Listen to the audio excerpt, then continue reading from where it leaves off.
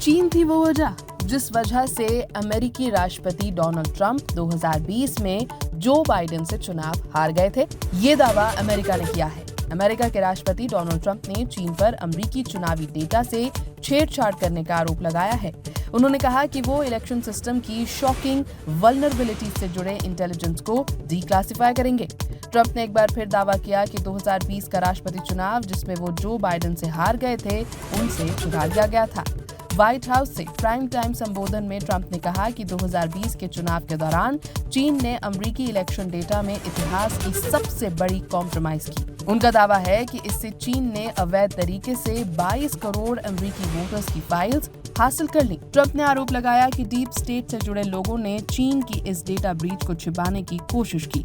उन्होंने कहा कि ये डेटा लीक अमेरिका की इलेक्शन सिक्योरिटी के लिए एक नाइटमेयर है। उन्होंने ये भी कहा कि अमेरिका की मौजूदा इलेक्शन सिस्टम निष्पक्ष और सटीक चुनाव कराने के मानकों पर बुरी तरह विफल है।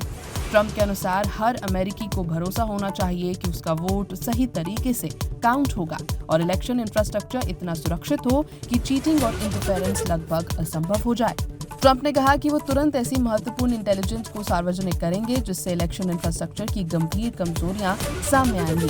उनका दावा है कि ये सबूत दिखाते हैं कि अमेरिकी चुनाव प्रणाली हैकिंग के लिए पहले से कहीं ज्यादा वल्नरेबल है। हालांकि चीन पर अमेरिकी वोटर डाटा जुटाने के आरोप नए नहीं हैं। National intelligence officer for cyber की 2020 की एक रिपोर्ट जिसे 2022 में आंशिक रूप से डिक्लासिफाई किया गया, उसमें कहा गया है कि चीनी इंटेलिजेंस अधिकारियों ने अमेरिका के कई राज्यों के वोटर रजिस्ट्रेशन डाटा का इस्तेमाल पब्लिक ओपिनियन एनालिसिस के लिए किया था। वहीं 2020 के चुनाव में धांधली के ट्रंप के आरोपों को अब तक अदालतों में साबित नहीं किया जा सका। ट्रंप और उनके सहयोगियों की ओर से दायर 60 से ज्यादा लॉसूट्स में कोई भी फैसला ऐसा नहीं आया जिससे चुनाव परिणाम बदलने लायक फ्रॉड साबित हुआ हो। रिकाउंट्स, ऑडिट और ट्रंप के अपने जस्टिस डिपार्टमेंट को भी ऐसी कोई गड़बड़ी नहीं मिली। अपने तकरीबन 24 मिनट के भाषण में ट्रंप ने सेव एक्ट यानी safeguard American voter eligibility act को जल्द पारित करने की अपील भी की। इस बिल के तहत वोट देने के लिए रजिस्ट्रेशन कराने वाले हर व्यक्ति को अमेरिकी सिटीजनशिप का डॉक्यूमेंट्री प्रूफ देना होगा।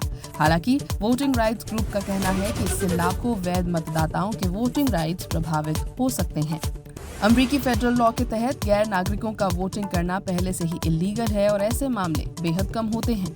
ट्रंप के आरोपों पर अमेरिका स्थित चीनी दूतावास ने भी प्रतिक्रिया दे दी। एम्बेसी के प्रवक्ता लियू चांग ने कहा कि चीन हमेशा दूसरे देशों के आंतरिक मामलों में दखल न देने के सिद्धांत का पालन करता है। उन्होंने कहा कि अमेरिकी चुनाव अमेरिका का आंतरिक मामला है, उसका फैसला अमेरिकी जनता के वोट से होता है और चीन ने कभी भी अमेरिकी राष्ट्रपति चुनाव में हस्तक्षेप नहीं किया।